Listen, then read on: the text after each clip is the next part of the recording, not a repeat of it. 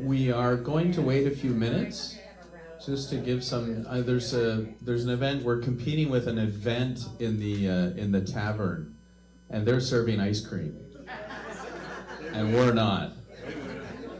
I think we're losing.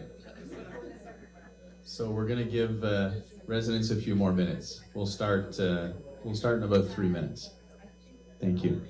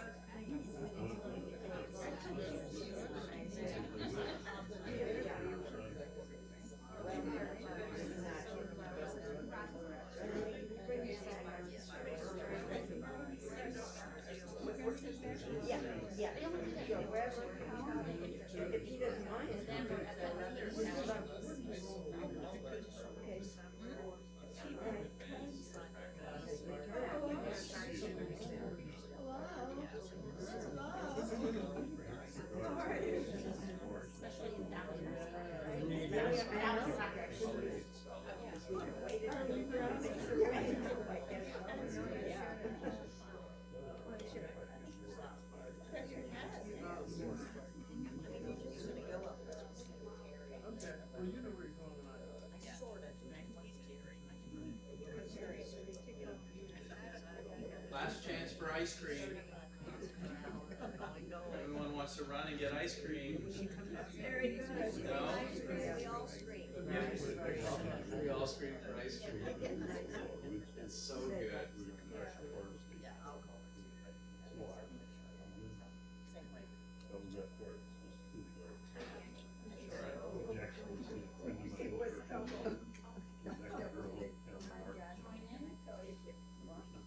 How's your ice cream, Cheryl?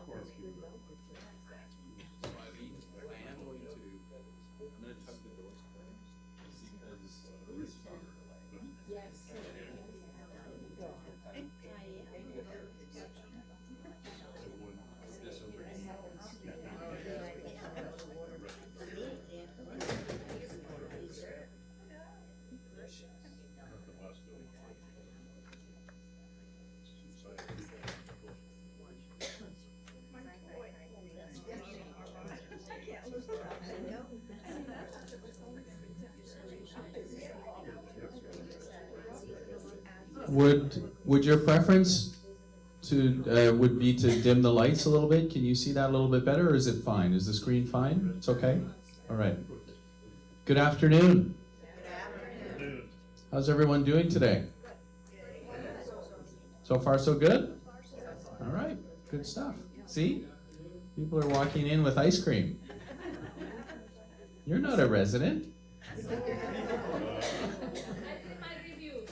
Oh, you did your review. Caught you.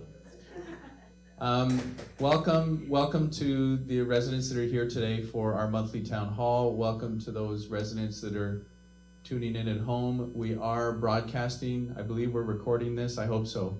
I think Brooke hit the button. Do you want to double check, Christy, just to make sure? Get halfway through it and we haven't hit the record button yet. So we will be rebroadcasting this. We do have a couple individuals that are normally not with us, but they will hang out with us for a little while, and I'm going to introduce them a little bit later in the presentation. We've got a full agenda. I'm going to try to go through it as quickly as I can. And then, as we normally do, we'll take questions at the end of the presentation. I do actually have some questions and some answers that I received through email, so I'll be sharing those with everyone. Good stuff? Yes. All right, let's start. So our regular agenda, we start with resident council discussion points. So we meet with our resident council on a monthly basis. We try to meet with them 1 week before this meeting so we can go through whatever concerns are on the horizon or live. I'll give a little update on the pandemic and vaccinations, some department news, and then the bigger piece will be the results from the resident engagement survey. I shared this with the council and I shared this with residents last month. No more comments. We'll get to it when we get to it. And then our next meeting is always the last Tuesday of the month at 3 p.m. Okay, so April 26th. All right. So our resident council members have been decided for 2022. They went through, there was an election process in 2 of the buildings. Even numbered buildings were up this year, and there were 2 out of 3 locations, 2 out of 3 places that had elections. So our council has been decided. Building 2, the representative is Mr. Herb Newman. In Building 3, Mr. Bill Hyatt is also the chairman of the resident council. So Bill was elected at the last resident council meeting as the chairman of the resident council. In Building 4, Mr. Jack Cook. Jack is here with us today. Jack is the representative. Building 5, Jim Cooper continues as the representative. In Building 6, Marie Boyd. Marie is here with us today. Welcome. And in Building 7, Ken Ruskin is the representative. We have 2 more resident council members. The Villa homes are represented by David Hafer. Some people might not know, but David used to live in Building 2. He subsequently moved to the villas and now is the representative of the villas moving forward. And then our member at large, Nita Leftwich, who was the president of the council for many, many years. Nita was really kind of the founder of the resident council at Aston Gardens. She will continue as a member at large as part of the council. So I want to thank all of our previous members of the council and all of our present members for their service moving forward. Once again, just so everybody is aware, even numbered years, we do buildings 2, 4, 6, and the villas. And then on the odd number years, we do buildings 3, 5, and 7, which means that resident council members will do 2-year terms.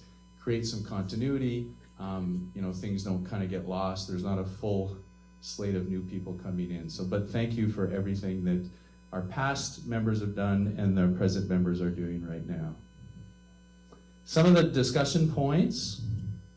There was a discussion about the signing of meal tickets after dining service. That's been a bit of a hot topic of late. We started to implement a program a little while ago where we're asking residents after your meal to make sure to sign the chit. We call it a chit or a ticket. Some residents are okay with it, some don't really like it. Why are we doing this? This is crazy, we never did this before. The main goal, and really the only goal to do this, is to verify and make sure that our statements and our billing is as accurate as it should be. So we've had some challenges on that front. When we provide you with a chit, you're able to verify the information, sign it, so we're really clear, crystal clear that when we produce the statements, that we'll have accurate information, okay? So that's really the only goal and the only reason we're asking our staff to do that.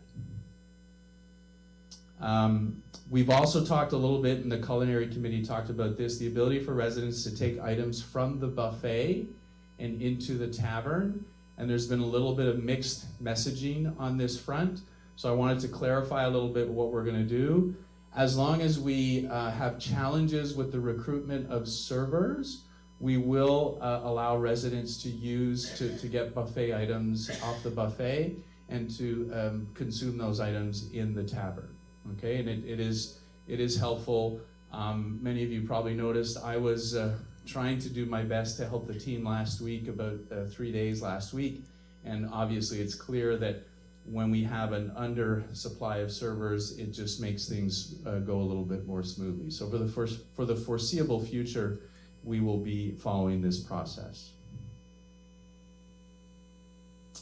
The Resident Ambassador program has started. Nita's not here today, but she is really spearheading this with Ethel Ferraro. They're the two individuals, two residents that will be really mentoring our resident ambassadors. Each month, her goal and Ethel's goal is to have the ambassadors report back to them, and they'll be able to report to the council on their interactions with new residents. Their focus is really going to be to help new residents get acclimated to the community. Okay, so that's really what they're gonna focus on. And then the other item that has come up on several occasions is the dress code in the dining room. I know that we've talked about this, Christy and myself, in our bi-weekly updates. We've talked about it in our written update. I cannot stress enough how important it is that we follow the dress code. So we would ask all residents and your guests to follow the three main areas that we have concerns are people wearing caps at dinner time, people wearing shorts, and individuals wearing t-shirts for dinner service. So if we can get that message out, I know me personally, I've spoken to a few residents. There've been some interesting conversations. I will share with you that there could be some exemptions for certain residents, primarily related to short wearing. So there are some residents that have shared with me that their medical consultants have told them that they're better off to wear shorts rather than wear long trousers. So if they do have a medical note from their physician, we will be allowing them to do so. So that is the one caveat to this that you may see. However, we are going through that process. I've already had a few conversations with a few residents about dress in the dining room. Okay? All right. And then please make sure that your guests are aware. The other area that we see often are guests that are unaware of what the code is or what the dress code is. So please make sure that they know. And for everybody at home too. All right. Pandemic. Is it a pandemic still? Yeah. No? No more? It's done? Is it over? Kinda? Maybe? Let's hope so. What do we call it now? Pandemic. Endemic? Is that what we're calling it? All right. So right now, and we monitor this, and for those of you that have listened to me over the last 1.5 to 2 years, we've been pretty consistent with providing you with these statistics. As of yesterday, these are yesterday's numbers, the average number of positive cases in Collier County is at 25. When we did this presentation a month ago, that number was at 91. So there is a reduction, and it has been consistently decreasing over the last several months. The infection rate, however, has actually gone up. And for those of you that remember this is the number of people that get infected when there's one positive case. So I get infected, how many other people are infected? Right now that number is at 0.91. Under 1 is good, right? We'd like to be a little bit more. Last month we were at 0.55. So we seem to feel, and the experts seem to feel, as long as we stay under that 1, there's not a ton of transmission that's happening in our local environment. The positivity rate is the number of positive cases relative to the number of people that are tested. That's at 3.7. Last month it was at 10.5. And this number has consistently been coming down. So cases have decreased dramatically over last month. This is really, really good news. All rates have decreased month over month except for that infection rate, so we'll be paying attention to that. I look at these things probably 3 times a week. I'll look at the statistics. We are optimistic on the trends that are happening, and we do need to continue to follow the trend. So our hope is that this trend is going to continue moving forward. Vaccinations continue in the county. These numbers are not changing a lot. I think I shared that last month. 81.7% of residents in Collier County have received 1 dose. That's only up 0.6% month over month. 69.4, so almost 70% now are deemed to be what's fully vaccinated, have received 2 doses. And that's only up 0.6% also. I didn't put the number in here. I think I put it in the weekly update now, the number of people that are boosted. That number is in the high 20%. I think it's about 28% right now in the county. Be nice to get that number a little bit higher. And then I did share with you a few weeks ago that we follow the CDC guidelines. They made some changes several weeks ago stating that we should follow county transmissions moving forward, which we're doing, relative to mask wearing. So now on a weekly basis, we check the status of transmissions in the county. The last several weeks we've been low. It's a green, so we're in the green zone. That means that we are not asking everyone to wear masks. People can still choose to wear a mask, that's totally fine, but we're not basically recommending that they have to wear masks.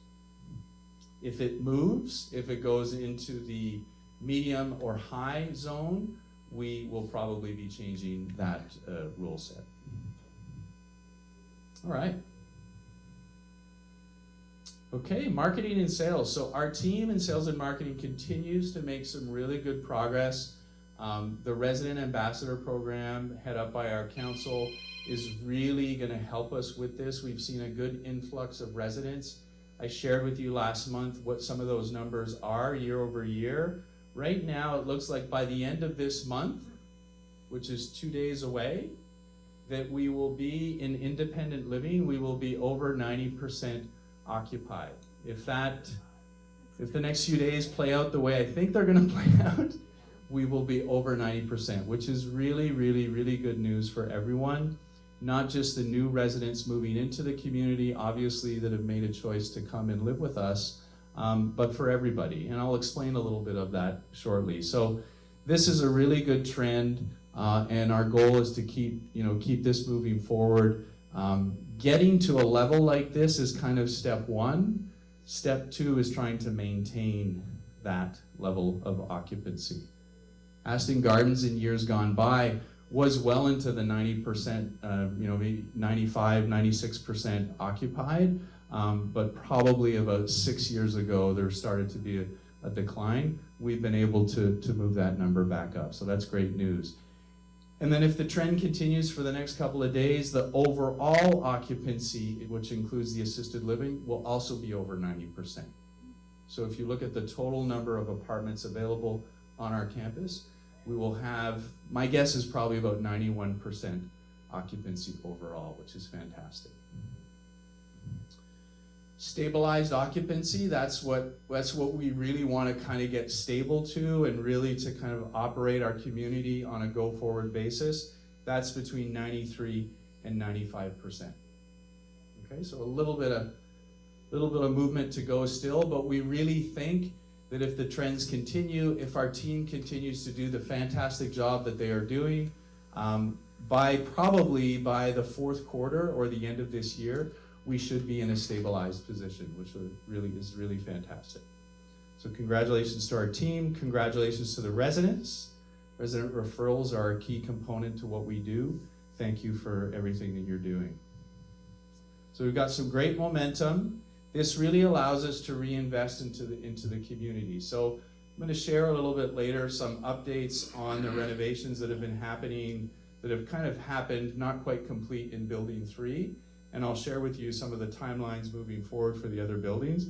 But this type of movement from an occupancy standpoint helps the ownership group reinvest into the community. So renovations that we've seen in the clubhouse, in the common areas, in the amenities, in our assisted living building common areas, and now in the residential building common areas. And they do help us attract new residents and really maintain what's deemed to be a viable community moving forward. If you do have a friend that you'd like to refer, there is still the Refer a Friend program where you can receive a $3,000 referral credit. It is paid over a certain period of time. So the new resident does need to sign a lease, move into the community, and stay for a certain period of time for you to get the full credit. But we have lots of residents that take advantage of this. We actually have a few residents that have taken advantage of this on multiple occasions and have referred quite a few people. So that's all good stuff. Her timing is always impeccable. So Whitney Andrew, our Director of Sales and Marketing, comes in when I've just finished talking about sales and marketing. But Whitney, what I shared with everyone is how excited we are about where we are with occupancy, how we're going to finish this month in over 90% occupied. I think we're going to be in the 91 to 92% occupancy. Talked about stabilized occupancy. Whitney is really the lady who leads our team. She is a true leader. So thank you for everything you do, and thank you for your team. Thank you. You guys are everybody. fantastic. I think what's really exciting, and you don't even know this, out of 12 floor plans, we are officially waitlisting 9 of the 12. That's fantastic. So we only have 3 floor plans left available. So that's really, really cool. I mean, we're back to the 2016 days. So when you think about that, that's when you really people start to think, I want that floor plan, but I can't get it. That's weird. Why can't I get it? Well, it's because people are here and those apartments are full. So that's fantastic. That's fantastic news. And it does create a little bit more of a sense of urgency with prospective residents moving forward. But congratulations, you guys are doing a fantastic job. That means people with a high demand, living in a high demand apartments need to watch their food. Say that again? People living in high demand apartments need to watch their food. Have a taster. Watch your keys. Yeah. So for those of you that didn't hear Mr. Sharp, he said those residents living in the high demand apartments need to watch their food. It took me a little second there to register what you were saying, but no, they do not need to watch their food. They're fine. Well, they should be fine, I think. We're not telling you the high demand apartments, okay? That information is not getting out. I talked about reinvestment. I talked about ownership reinvesting in the community. Projects for this year, we're almost complete the upgrades in the common areas in Building 3. We should be completed. I put this date out there, and then I kind of said, maybe I shouldn't have put that date. But we're going to be doing a walkthrough this week for. Sorry, I'm drawing a blank. Looking for what's the word? Punch list. Punch list. Thank you, Jack. We're going to be doing a punch list this week with the contractor. So I know there's residents that have shared with me and said, look at that, look at that, look at that, look at that. We're going to catch all those things. We're going to do our punch list. But our goal is hopefully by the 10th, maybe the 15th of April, they should be complete. There's some items that they're still waiting for some pieces. Primarily the items that are left are the signage. There's a whole new signage package. Some of the doorbells. I think the furniture made its way back in there, right? Yes. Right, okay, good. And then the artwork. That might take a little bit of time through the month of April. So they're getting close to completing that. I shared in Friday's update a little more information relative to this project moving forward. We've been grilling our senior team, our design team, and our ownership group on, okay, where are we going next, right? What building are we going next? Some of the residents have actually started lobbying for their building to be next. There's a whole discussion out there is, my building's older than the next building, so my building needs to go next. So I don't know which building they're going to next, so please don't grill me on this.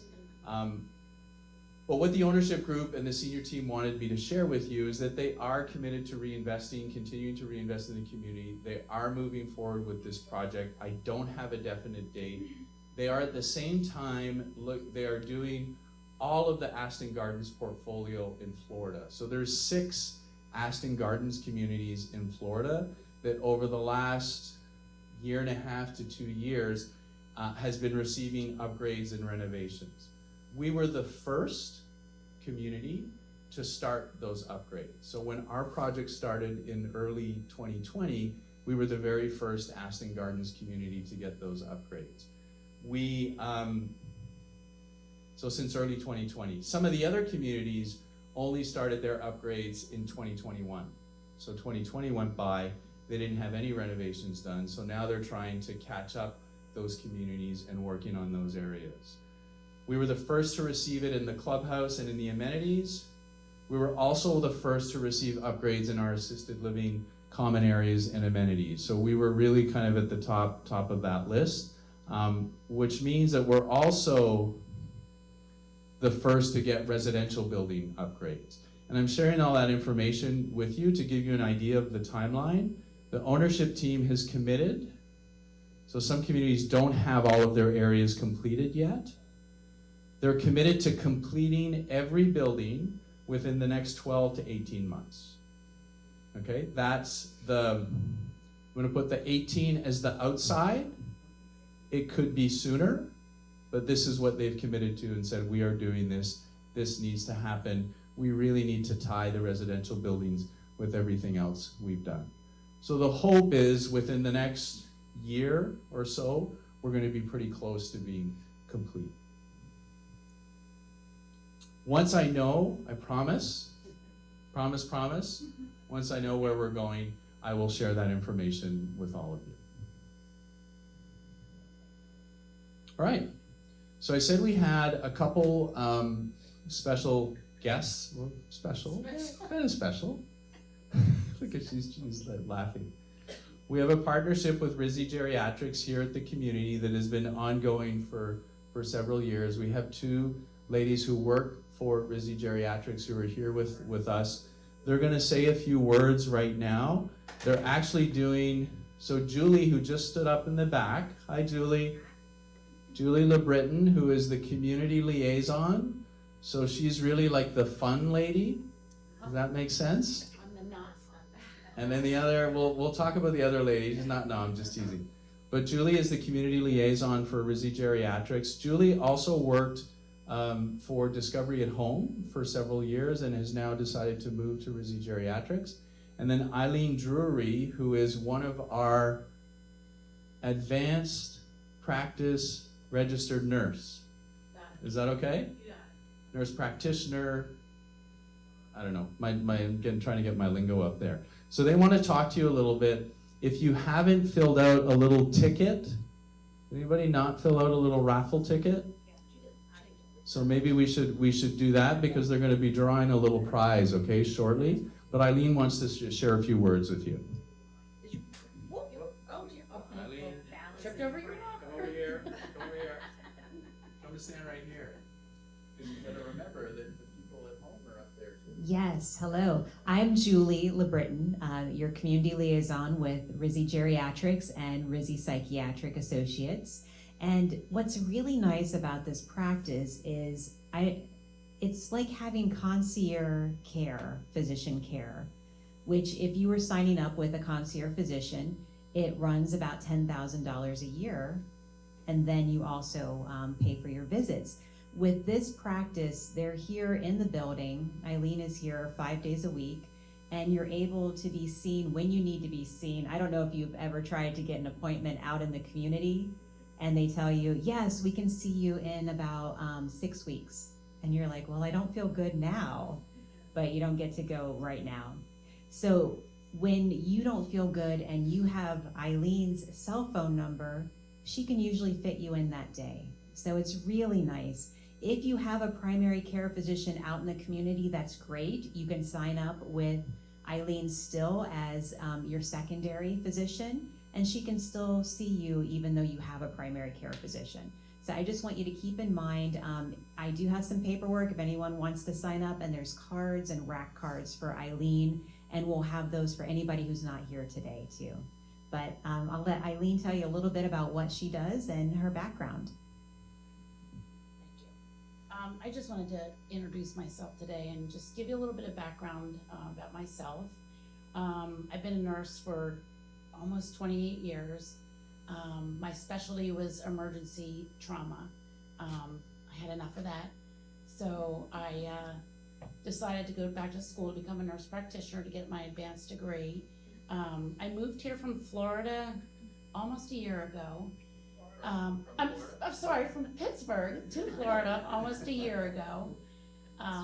So I'm enjoying this new lovely weather. No snow. What's that? No clouds. Yeah, no clouds. It's been wonderful.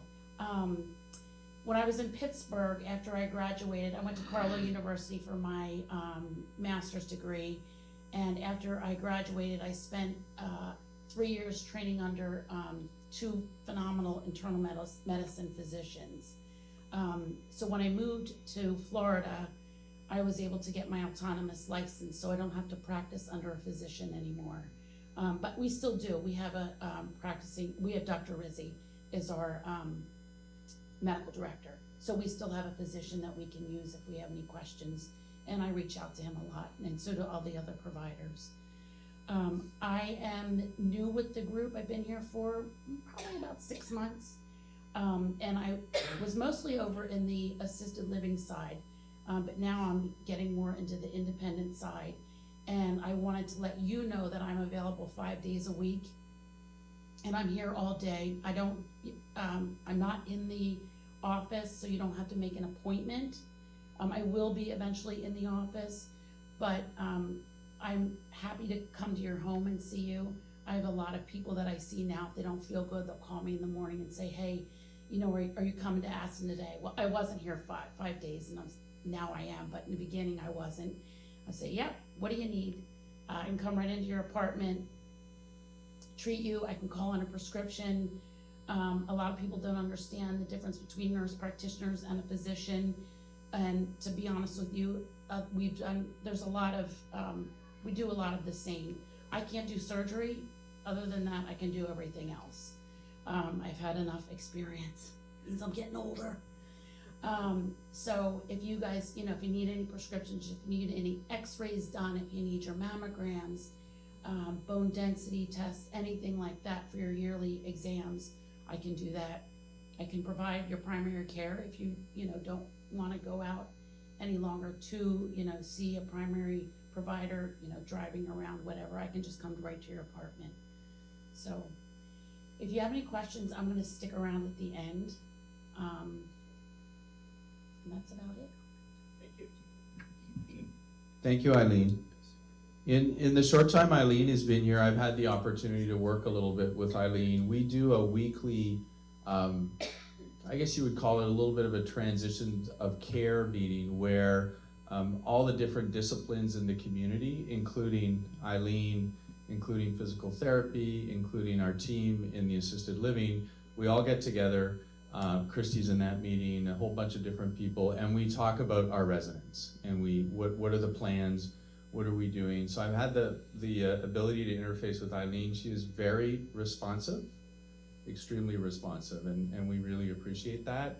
I think all of you recognize that you don't necessarily know how you're going to feel, so if you can get somebody who's super responsive to a day where something's just not right, I think that's a huge benefit. So she is very, very, very responsive. So can't let me down now. I set the stage.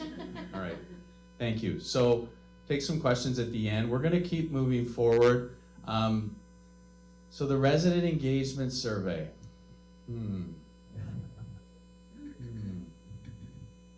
It's not fair. The resident council got a preview of this. So we did the resident engagement survey in January this year. Was that great timing? Probably not. But we did it. Discovery decided that they wanted to do the resident engagement survey for various reasons. We did not get super great response. The response rate in independent living was just over half of the residents responded. We had a potential of 312. We got 160 residents filled it out, so 51%. Significantly lower than last year. Last year we were just around the 74, 75% mark. So I think there's a variety of reasons why. I've shared a lot of those reasons, both reasons that I got from residents that have given me feedback and my own feedback. I've shared that with our corporate office moving forward. I'll give you one example. One example was this year it was all online. No way to do printed copy, do a handwritten copy, and we truly believe, and I think with reason, that impacted the response rates. So moving forward, we've identified a whole host of reasons that we're going to work on next time to try to improve that response rate. The overall engagement score for the whole community is 56% positive. Not a great score, quite a bit lower than last year, 24 points lower than last year. The questions are different, so it's kind of tough to compare year over year because it was done online with a new provider. That comparison is kind of lost a little bit. Next year we'll be using the same provider, so we'll be able to do a better comparison year over year. But overall, I'm not going to sugarcoat it, not good. Not a good result. The neutral scores, so if you remember, on almost all the statements, you had 2 positive responses, you had a kind of neutral response that you could check, and then you had kind of the disagree, or what we would deem to be the negative ones, 2 choices. The 56% are those residents that chose one of the first 2 positive ones. In the neutral category, there were 23% of our residents that checked the neutral. And we're still trying, I will share with you, and I'm going to talk a little bit about this shortly, we're still trying to kind of figure out why. So any feedback that any resident is willing to share with me, I'm more than open to listen to that feedback. And then the negative responses were overall 20%. So there's a 79, there's 1%, I don't know where it went. Doesn't add up. Not the mathematician, but there's a percent missing there, but 20% negative. This is the overall score. The Discovery Senior Living average, their positive score, so all 110 Discovery Senior Living communities did this survey, their average score was 68. So that's in comparison to our 56. So once again, it's tough to compare year over year because of so many changes in the questions. But if we compare to the average of the company, we're below. We're 12% below. That's a significant number. So there's areas of concern, issues. We're going to talk a little bit about those, and we're going to need to try to resolve those moving forward. All right. So one of the comments, so what I've tried to do here in the next few slides is show you some of the more positive responses, some of the more positive, I guess that's the best way to put it, and then I'm going to show you the areas that we really need to drill down on and need to focus on. So I'm satisfied with the front desk and concierge staff was the statement. At Aston Gardens, at our community, 93% were positive. Okay, great score. The Discovery Senior Living average is 90. So even a little bit higher than the Discovery Senior Living average. I am satisfied with my physical apartment, is the statement. 85% of the residents responded positively to that at our community. And in Discovery World, that number is 89%. So pretty similar. The dining staff is friendly. The dining staff is friendly. When you're there, yeah. And the survey says? Yes. 84%.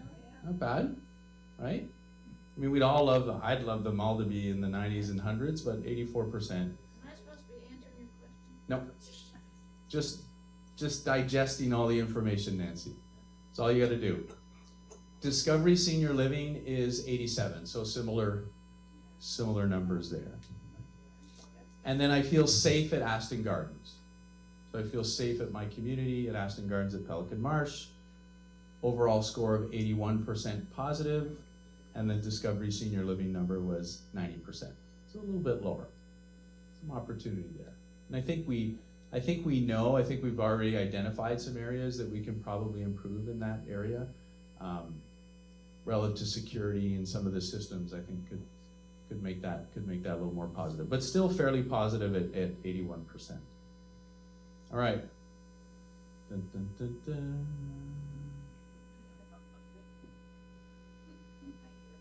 Department score for activities department. Okay, so our celebrations or activities department. 46% positive in our community. Not a great score. It's all right. This isn't personal. I want to clarify that. This is not about individuals. And I know our tendency is to say, oh, who's the director? Or who's the executive director? And I'm going to talk a little bit about that in a little bit, just to kind of clarify it. We're a team. None of us do this on our own. People say to me, oh, you run the community. I said, no, the community runs me. It really does. But we're a team here. So I get the tendency, but there's opportunity here. I'm Mark. I'm the executive director. You don't remember me? I served you dinner on Saturday. Discovery Senior Living average is 77%. Okay, so if you're looking, hey, there's some stuff there, right? There's some meat on the bone. Culinary department. And I've shared this over the last 2 years that this is always a department score that's significantly low. Even at the communities that score the highest, it's a low score. It's just a tough one. It's really a tough one to get 90% of the residents to feel, oh yeah, the food is over the top great every single day. 53%. Okay? And then the Discovery Senior Living average is 63. So a little bit lower. All right. Here's one. The overall satisfaction score. And what this really relates to is in recommending this community to your friends and family, how would you rate it overall? Positive, negative, neutral? 51% were positive. So that means half were on the fence, or no, I would not recommend it. So this is one I'll talk about a little bit, but I'm really looking for more feedback moving forward on this one. I spoke with the council a little bit at length last week about this, and I've asked each council member to really think about this, talk with their groups, and any information they can provide me will be helpful. And then the Discovery Senior Living average is 63% relative to our 51. All right. Aston Gardens at Pelican Marsh feels like home. 56. A little bit more than half, not a lot. And then the Discovery average is 70. So, kind of ties in. Does it feel like home, Nancy? Does Discovery are all the other Discovery communities? The first one is our community. I am satisfied with community management. It's almost over. It's almost over. 66%. So this is specific to the leadership team here at the community. And then the average of Discovery Senior Living is 76%. All right? So I think I'm done with that. I don't think I've been here long enough to really give a. That's okay. Assessment. That's okay. So I'm going to take the next few slides. I'm going to go through these. I'm going to let you digest the information, but I'm going to talk to you about some of the immediate action steps that we're going to take. This is going to be a longer process, I think, this year, just because I think there's more stuff underneath the surface that we need to kind of figure out. So, but what we've done specifically just to activity related is Brooke is gonna start the last Friday of every month, and what I don't know, and I wanted to know, Christy, do you know, is she starting this Friday? It's the last Friday of the month. She's gonna have an open forum just to sit and listen. What recommendations? What would residents like to see? What type of activities? What do you like? What do you not like? That activity, Brooke, sucked. I don't want to do that one again. We shouldn't do that one here anymore. And that's fine. That's okay. It's like I said, this is not personal.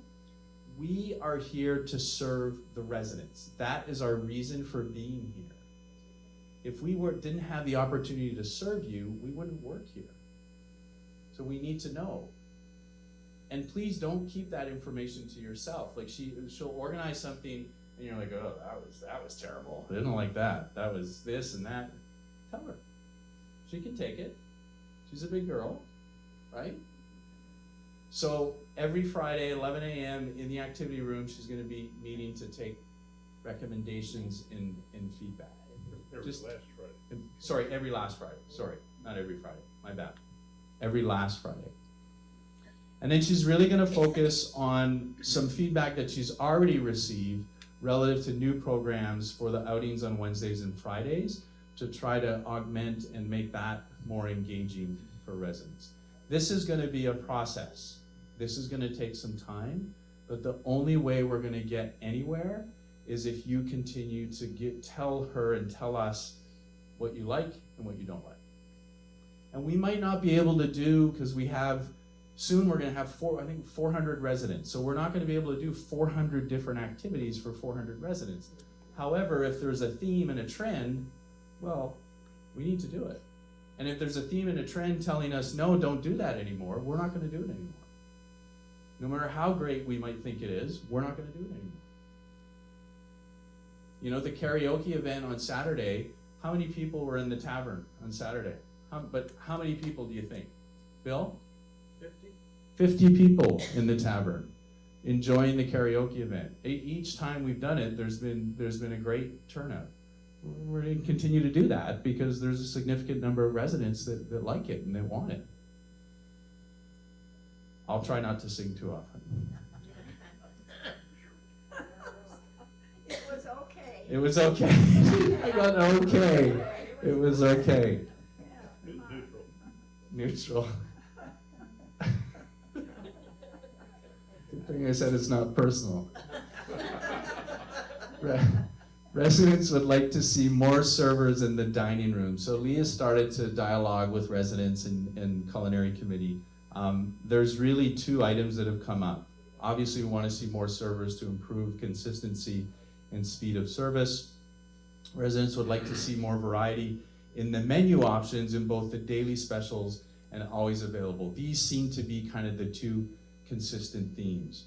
So some of the things that Lee is working on, that we're working on, I'm helping them develop is we're entering into a partnership with FGCU, Florida Gulf Coast University. They have a hospitality program. We have had 2 meetings so far. We're going to be working on internships, getting some of their interns to come to the community, and we're going to have a portal into their student base to try to recruit. So we're going to be looking at how can we attract some of those students from FGCU. So we actually met with the lady who runs the program on a few occasions. She's given us some insight into how we can do that.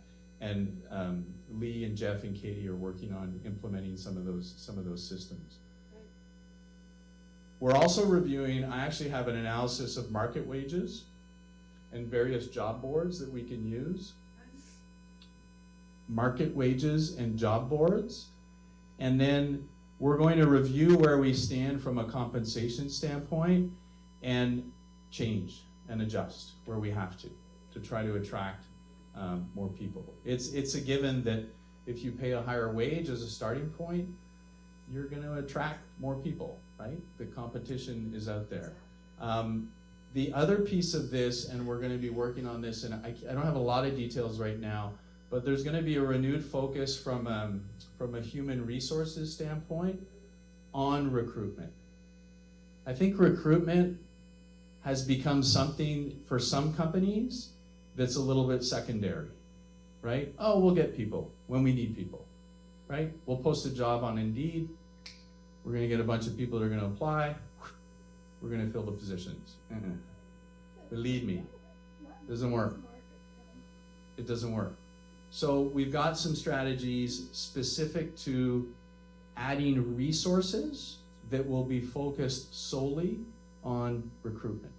That will be their primary function, to interface with potential candidates and try to attract those better candidates. A lot of it is done on social media today, right? Through those platforms. So if you're not on it every day, which I'm probably not, but my kids are, that's what you need to do. The menu options one, and this is an ongoing thing, but one of the actions is a new daily special menu cycle. So we have a cycle, it's like a 5-week cycle. And then the always available and tavern menus will be revamped and relaunched this spring. I don't have a date. I'm trying to pin Lee down on this, but he's going to be with Jeff. They're going to be working on redoing those, a lot based on the feedback that they're getting through the culinary committee. And then Lee and Jeff, who are two key chefs, they really lead it. They're developing a separate one-night menu called The Grill that will be coming from the exhibition kitchen. So more to come on that. It will be optional, so residents will have the option to do this. So I'm not gonna spoil all that, but him and Jeff are gonna be launching that shortly to add another little more variety. Variety seems to be the key sticking point, right? Not enough variety. So we're really gonna focus on that. All right, almost done. So overall engagement level of residents. This is really the scores that I kind of showed you at the end. We continue to look for more feedback from residents on why are these overall engagement levels low? What is driving these results to be low? I don't have a good answer for you today. I don't. And any of you that can provide any insight, please do so. I'm looking for it. We need to try to decipher this and figure this out. We would like to know what would make these levels improve. What would the residents like? How would you feel more apt to recommend the community, right? Remember those questions? I recommend it to a friend, only half the people said yes. So what would make you feel like, yeah, I'm gonna recommend it? What do we need to do? And cutting the rent by 50% is not an option. So you know. What would make residents want to recommend the community, right? This is a question. I don't really have the answer for it. And the other thing I want to share with you is there was a whole list of comments that I read through 3 times, at least 3 times, maybe more. And I shared those with our leadership team. There's a disconnect between some of the comments and the scores. Normally when you have low scores, you'll get a lot more negativity coming through the comments. There was actually more positivity in the comments relative to the score. So I'm trying to understand that, and I would really like your help to help me better understand that. This isn't easy. It's not, black and white and we're gonna just stick our finger on it and we're gonna fix it. But I want you to think a little bit about this. Why would there be a little bit of a disconnect there? And not all the comments were positive, I'm not saying that, but the level of negativity and the actual number of them was not significant. I've been doing surveys for a long time, and this one they didn't really tie, they didn't really connect. Why do you think that is? And then the leadership team would like to know this. We want to know this. We're not afraid, you're not gonna hurt our feelings, right? We're here to serve you, that's why we're here. So I don't want you to feel like, oh, I can't say that to Mark, or can't say that to Maria or Christy or whoever it is. Yes, you can. You don't have to scream. No yelling. But you can absolutely get your point across and say, yeah, like I said, that activity sucks. We don't want to do that anymore. Not good. Okay? All right. So that's the resident engagement. So as I said at the beginning, it's not an open and shut case here. I'm going to need more feedback to try to make this better. Believe me when I tell you this. Our goal is, and I know we're not going to get 100% of the residents that are going to be satisfied, and this is not nirvana and wow, everybody loves everybody. I get it, but we need to do better. And like I shared with the council last week, this is a direct reflection on the team that leads this community on a daily basis. And I am the leader of that team. And if I stick my head in the sand and I just say, well, we're all doing our best and we can't do any better, I'm not doing my job. I'm not responsible. That's not right. And I'm not going to do that. We're really going to work really hard at trying to engage the residents more and more and more and try to see some better results.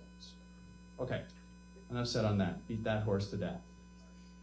So here's some questions, and then I'll open up for some questions and answers. Why are residents allowed to smoke where are residents allowed to smoke in the community? Are they still allowed to smoke in the community? Outside. Did I just say that? On their lanai or outside. Not inside any buildings, anywhere. Okay? I share this because might not be happening 100% of the time. Thank you for the question. On their lanai or outside the buildings? And outside the buildings is not meaning. It means In the doorway. Away from. Away from the doorway. Away from that walkway. Away from any doorway. But the favorite cigar spot seems to be right there at that trash can, Which trash can? right there, outside the door. At the pool area. Okay, well, we're gonna relocate it. We'll get it away from a door. Good point. What is the speed limit around our campus? 42, 45. Ron? For the drop card? So it's actually 20. It's 20 on the signs, but thank you for saying 15. So Ron said 15, because the actual speed limit is 20. However, we would really like to see you drive between a little bit more than 15, maybe 16, 17, 18 miles an hour. No more. No need. You will not get there 5 minutes sooner, I promise you that. Okay, so this is really something, and we're going to be stressing this with our vendors, our suppliers, our staff, right? We're going to be hammering this message home. We were talking about it this morning in our stand-up meeting about, hey, did you see that car? Did you see that car? Yes, we need to speak to that person and that person. Okay? During meal service, where should residents and guests enter the dining room? Helicopter in? No? The answer is during service hours, all residents and guests should enter from the north side of the dining room. Everybody know where the north side is? North, west, east, south. So where the podium is. So during service hours, we would really like for residents to enter there and not enter from all the other different doors that are around for a couple different reasons. It allows us to better control people that are coming to dining, right? We can greet them, check them in, do what we need to do. And then it does not disturb some of the dining experience for some of those residents that are closer to some of those doors. Okay? And I know that the door has been banging. Today again, we were adjusting it, so I'm actually after this meeting going to go look at it and check and see if it closes a little bit softer. But we would like during service hours for residents not to access the dining room through there. All right. That's all I got. Okay. So, Christy, can I ask you to run the mic? Look at her. Getting served. You can throw it at Maria if you want. So, hang on a sec. So Christy will bring you the microphone. Please state your name Make sure you have the microphone before, so we're gonna start with Renata. State your name and your question. Questions or comments? Both. No, not yet. Hang on, we're here first. My name is Renata and A little bit closer. my name No, it's on. is Renata. Yep. And what you just said with the dining room, is that the same for lunch or only for dinner? During meal service. Any meal service times. Any meal service? Yep. Okay, thank you. Yes, you're welcome. Where are we going next? Marie. Well, you still have to say your name, even though I said it. My name is Marie Boyd, and my question is. Marie, point it this way. There you go. Perfect. My question is, oh, I don't like my voice. My question is, do you have any idea when we might get a new fitness director? Great question. So our fitness coordinator, I do not have a time. I can share some details with you. We've been unsuccessful. Now I can hear myself up there. It's on the TV, it's delayed. All right, good. So we've been unsuccessful in finding someone. We've had some applications, not a lot, but we've had some applications. And quite frankly, no, we're not. And this is gonna be, Shannon was fantastic in what she did, and I wanna make sure that we have somebody who's, just as good. So we've done a few things. This is what we've done. I actually had a meeting with the director, Dr. Seamus from FGCU. He runs the exercise science program. I met with him this week. He is gonna help us potentially work on recruitment through that student body. That's where Shannon actually came from, was FGCU. And then there's also some intern programs where we can become one of their preferred providers. So it might take a little bit of time, but we're working on that avenue. The other parallel to that is I've met with one outside contractor who focuses on fitness for seniors, who's actually made a proposal. I have a proposal on my desk. And then this week I'm meeting with two more, and I'm gonna compare those proposals. And what we might do, even if it's on an interim basis, is we might bring an outside contractor in to help us fill that void until we can use FGCU a little more, if that makes sense. So my hope is with that contractor, within the next couple of weeks, we should be able to come to some sort of an agreement, and then probably second or third week of April, we could have some support in the fitness center. Mr. Sharp? Harry Sharp. Comment is on the survey, if I feel there could be any improvement, it's a 4. Some people say, oh, I feel okay, they'll put a 5. So the difference between 4 and 5, both are good.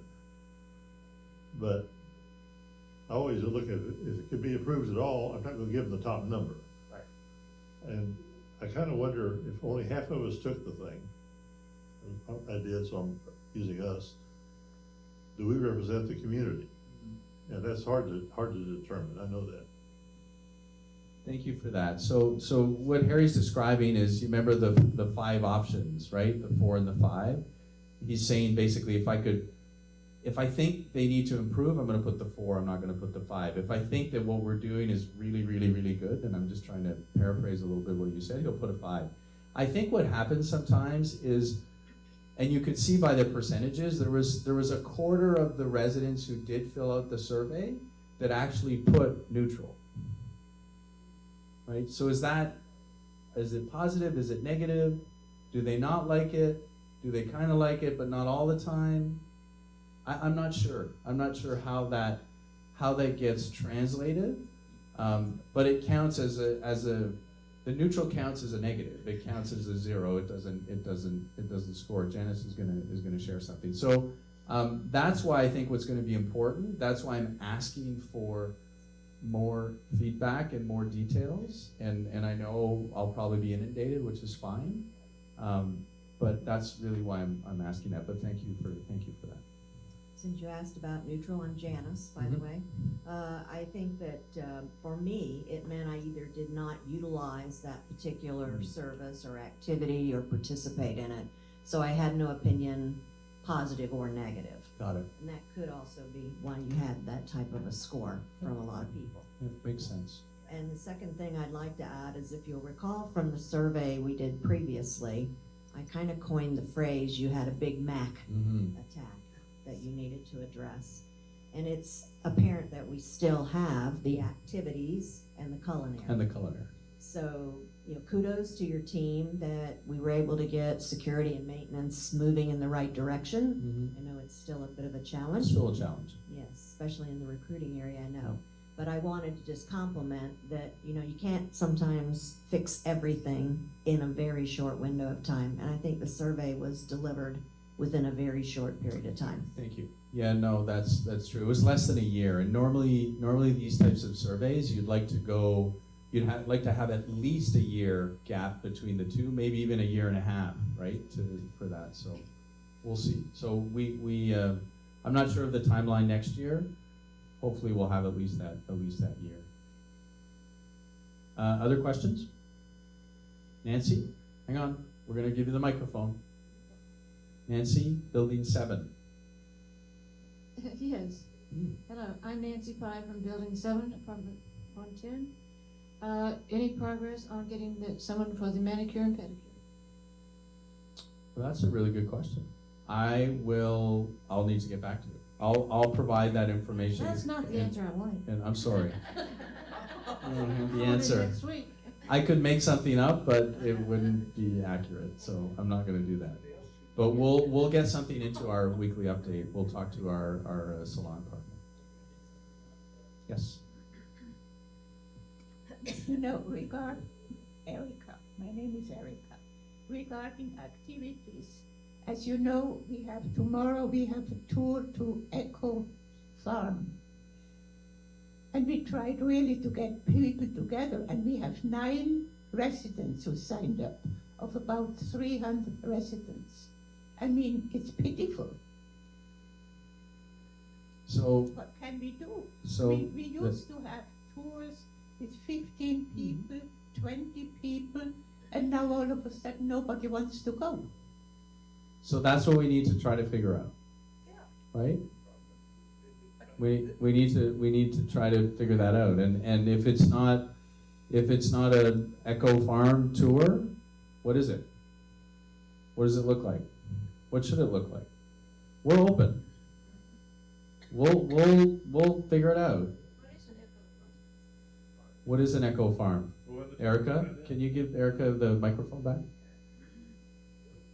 What is an Echo Farm? Echo Farm is an outfit who will help people in underdeveloped countries to feed themselves.